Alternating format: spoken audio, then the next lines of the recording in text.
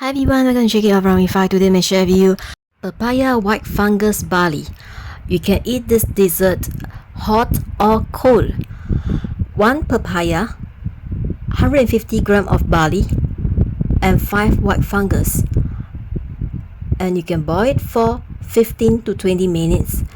After the papaya change color is softer, you can serve to eat. This bowl packed with nutrients and vitamins.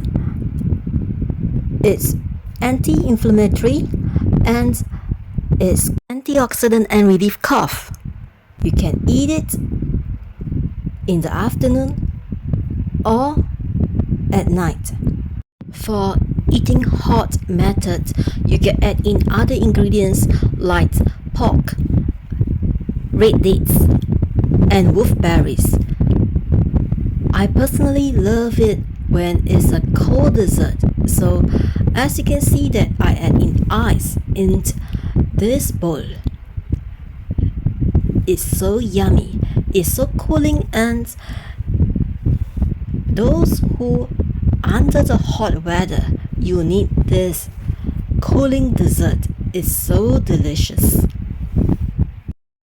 Discover the weight loss secrets lamorify.com. Check out my cookbooks and mental health books.